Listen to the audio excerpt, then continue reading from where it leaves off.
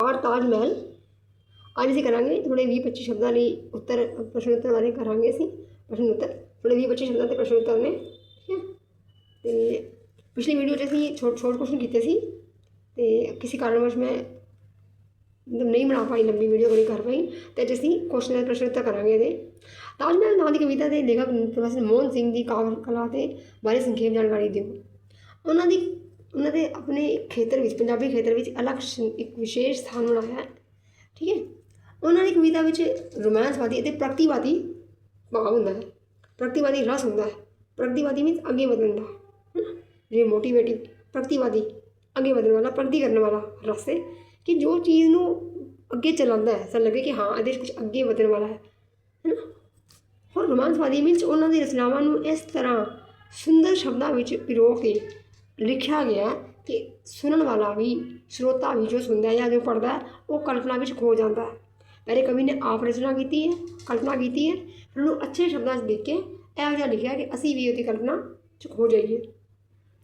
ਉਹਨਾਂ ਨੇ ਮੁੱਖ ਰੂਪ ਵਿੱਚ ਗੀਤ, ਗਜ਼ਲਾਂ ਅਤੇ ਛੋਟੀਆਂ ਨਿੱਕੀਆਂ ਦੇ ਸਿਆਣੀਆਂ ਕਵਿਤਾਵਾਂ ਲਿਖੀਆਂ। ਸਿਆਣੀਆਂ ਮਤਲਬ ਹੁੰਦਾ ਛੋਟੀ ਕਵਿਤਾ ਹੋਏ ਲੇਕਿਨ ਜਿਸ 'ਚ ਕੋਈ ਸਿਕਸ਼ਾ ਹੋਏ, ਕੋਈ ਅਰਥ ਹੋਏ, ਕੋਈ ਮਤਲਬ ਹੋਏ ਇਸ ਚੀਜ਼ ਦਾ, ਸਾਨੂੰ ਕੁਝ ਸਿੱਖਣ ਨੂੰ ਮਿਲੇ।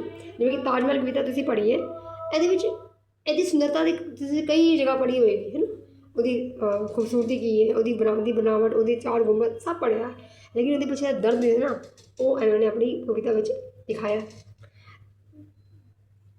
ਇਹ ਹੈ ਸਿਆਣੀ ਕਵਿਤਾ, ਛੋਟੀ ਕਵਿਤਾ ਹੋਏ ਲੇਕਿਨ ਸਿਆਣੀਆਂ ਜੋ ਸਾਨੂੰ ਕੁਛ ਹੋਰ ਵੀ ਸਿੱਖਣ ਨੂੰ, ਕੁਝ ਜਾਣਨ ਨੂੰ, ਜਾਂ ਉਹਦਾ ਅੰਦਰ ਜੋ ਜੋ ਅੰਦਰ ਭਾਵ ਹੈ ਨਾ, ਜੋ ਅੰਦਰ ਭਾਵ ਛੁਪਿਆ ਹੋਇਆ, ਜੋ ਬਣਾਉਣ ਦਾ ਮੇਨ ਭਾਵ, ਜੋ ਜਿਵੇਂ ਜਿਸ ਕਾਰਨ ਉਹ ਇੰਨਾ ਸੁੰਦਰ ਬਣ ਪਾਇਆ ਉਹ ਭਾਵ ਸਾਨੂੰ ਦਿਖਾਇਆ ਗਿਆ ਹੈ। ਉਹਨਾਂ ਦੀ ਕਵਿਤਾ ਵਿੱਚ ਵਿਸ਼ੇ ਅਤੇ ਰੂਪ ਦੋਹਾਂ ਹੀ ਪੱਖਾਂ ਤੋਂ ਸਫਲ ਮਹੱਤਵਪੂਰਨ ਹੈ। ਰੂਪ ਦਾ ਮਤਲਬ ਹੁੰਦਾ ਕਿ ਉਸ ਚੀਜ਼ ਨੂੰ ਕਿਵੇਂ ਦਿਖਾਇਆ ਗਿਆ ਹੈ ਨਾ, ਉਹਦੇ ਸ਼ਬਦ, ਉਹਦਾ ਪ੍ਰਸਤੁਤੀਕਰਨ, ਉਹਦਾ ਕਿਹੜੇ ਵਾਕ ਵਰਤੇ ਗਏ ਨੇ, ਕਿਵੇਂ ਦਰਸਾਇਆ ਗਿਆ, ਕੀ ਕਲਪਨਾ ਕੀਤੀ ਗਈ ਹੈ ਨਾ, ਤਾਂ ਵੀ ਸਾਨੂੰ ਉਹਦੇ ਮਤਲਬ ਪੜ੍ਹ ਕੇ ਉਹਦੇ ਬਾਰੇ ਪੂਰਾ ਸਮਝ ਆ ਸਕੇ। ਉਹਦਾ ਕੇਂਦਰੀ ਭਾਵ, ਉਹਦਾ ਕਹਿਣ ਦਾ ਭਾਵ, ਸਾਨੂੰ ਕਵੀ ਕੀ ਸਮਝਾਉਣਾ ਚਾਹੁੰਦਾ ਹੈ ਉਹ ਸਾਨੂੰ ਸਮਝ ਆ ਜਾਵੇ।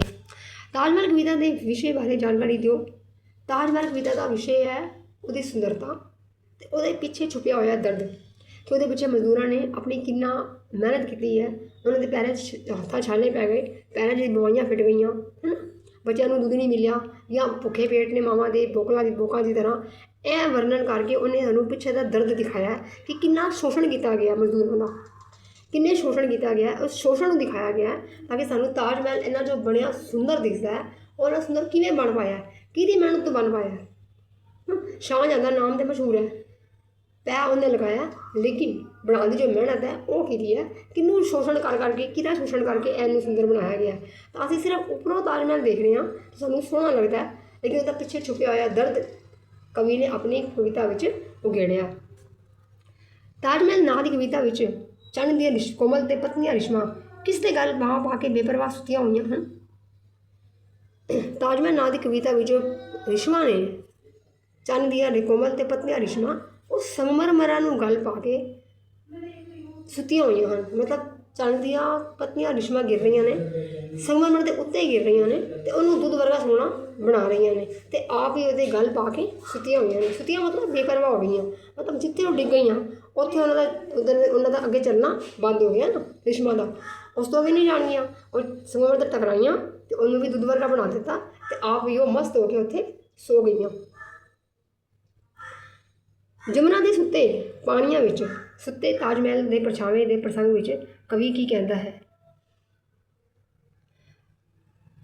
ਚੰਨ ਚਾਨਣੀ ਰਾਤ ਵਿੱਚ ਤਾਜ ਮਹਿਲ ਦਾ ਖੂਬ ਆਕਰਸ਼ਕ ਦ੍ਰਿਸ਼ ਚਿੱਤਰਦਾ ਕਵੀ ਕਹਿੰਦਾ ਹੈ ਕਿ ਜਮਨਾ ਦੇ ਸੁੱਤੇ ਹੋਏ ਪਾਣੀਆਂ ਵਿੱਚ ਤਾਜ ਮਹਿਲ ਦਾ ਪਰਛਾਵਾਂ ਸੁੱਤਾ ਪਿਆ ਸੀ। ਇਸ ਤਰ੍ਹਾਂ ਲੱਗਦਾ ਸੀ ਜਿਵੇਂ ਜਮਨਾ ਨੇ ਤਾਜ ਮਹਿਲ ਨੂੰ ਚੁਰਾਉਣ ਲਈ ਇਸ ਨੂੰ ਆਪਣੀ ਬੁੱਕਲ ਵਿੱਚ ਲੁਕਾਇਆ ਹੋਵੇ।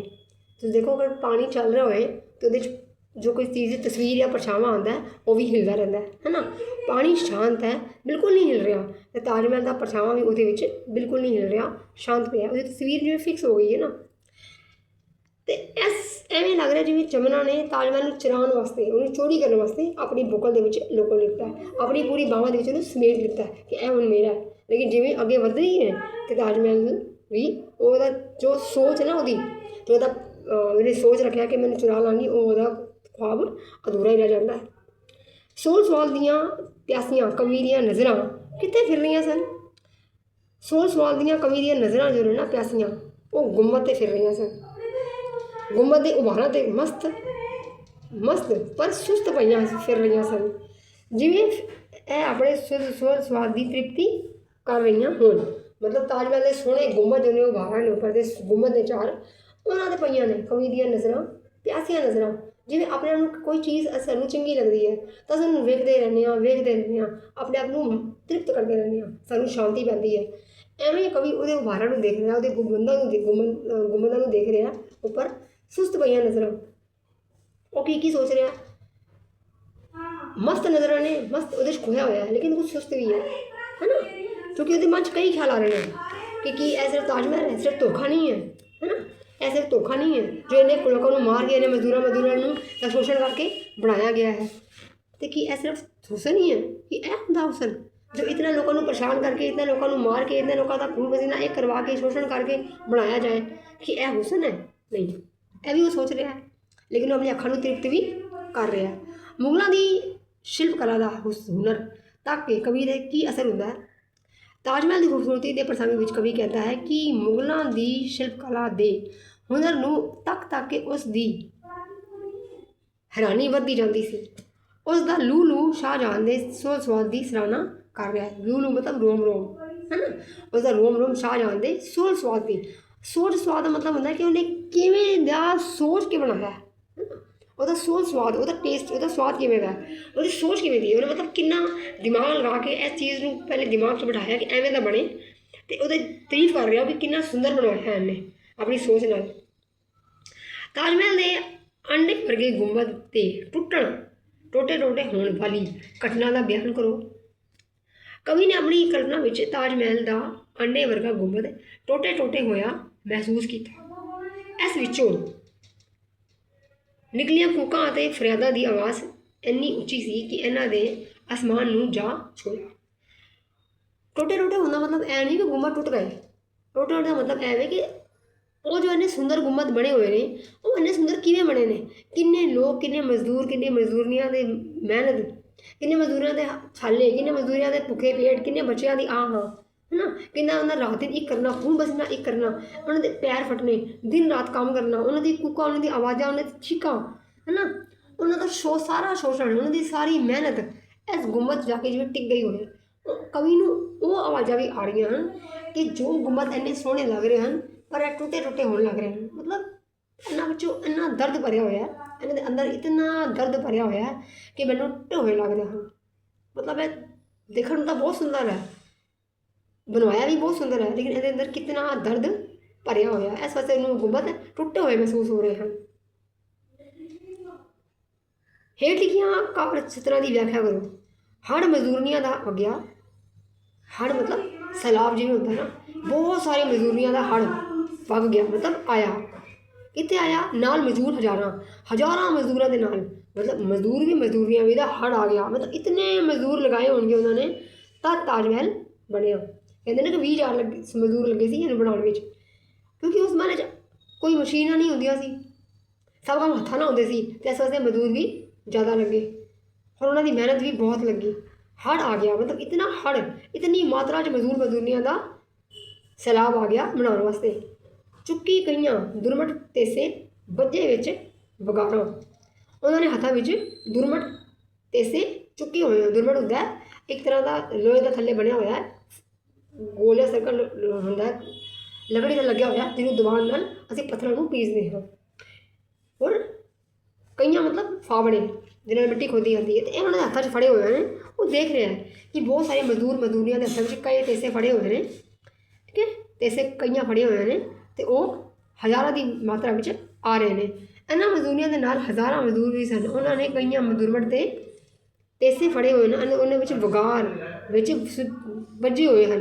वगार मतलब जिवें किसी बंदिश के बजे हुए हैं, उन्होंने बंदिश है कि यह काम करना ही करना, वो छोड़ नहीं सकते, क्योंकि मुगल थे ना, वो अपनी सल्तनत के विच अपना राज चलाते सी, अपनी हुकूमत चलाते सी, उन्होंने हुकूमत जो होंदा जो कहते सी उही होंदा सी, तो उन्होंने काम करना पिया।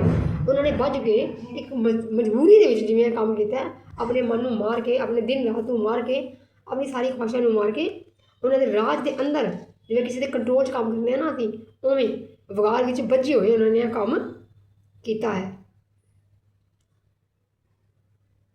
ਦੁੱਧ ਚੁੰਗਦੇ ਬੱਚਿਆਂ ਨੂੰ ਚੁੱਕੀ ਕੰਮ ਵਿੱਚ ਰੁੱਝੀਆਂ ਮਾਵਾਂ ਦਾ ਦ੍ਰਿਸ਼ ਕਵੀ ਕਿਵੇਂ ਚਿੱਤਰਦਾ ਹੈ।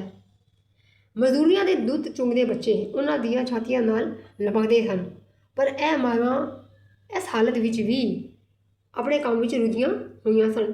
ਉਹਨਾਂ ਦੀਆਂ ਅੱਖਾਂ ਵਿੱਚ ਹੰਝੂ ਛਲਕ ਰਹੇ ਸਨ ਅਤੇ ਹਿੱਕਾਂ ਵਿੱਚ ਆਹਾਂ ਸਨ।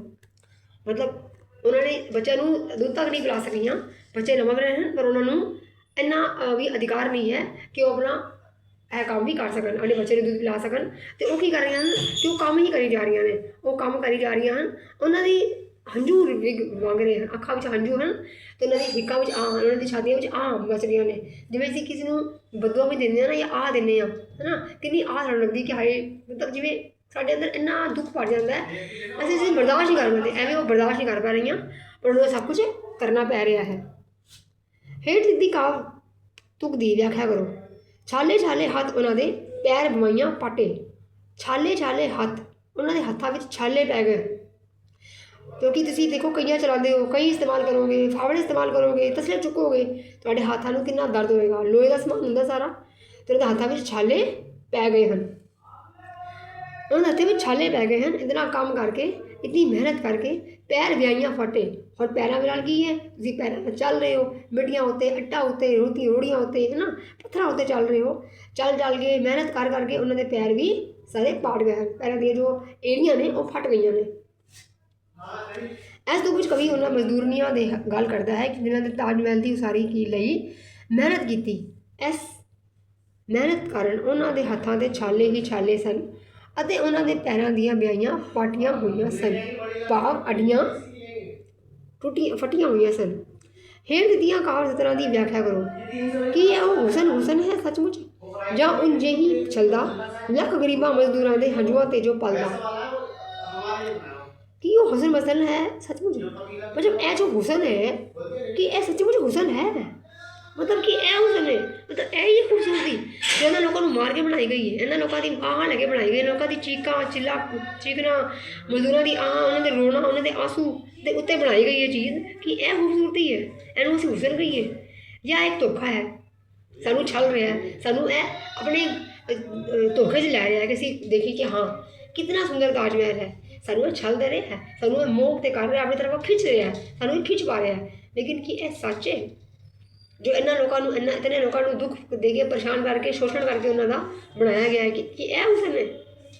मतलब कोई चीज़ अगर किसी को परेशान किए बिना बनाई जाए तो वो चंगी लगती है, लेकिन जो चीज़ इतना दुख दे के किसी को बनाई जाए वो चाहे कितनी भी सोहनी होए, सानू महसूस होता है कि यह चीज़ सुंदर तो बनी है, लेकिन ये लोगों का दर्द छुपिया हुआ है। तो कभी इस चीज़ को उगेड़ रहा है, दिखा रहा है कि ऐसे कुछ तो हुसन है, यह हुसन है, यह खूबसूरती है, कि यह सच्चाई है।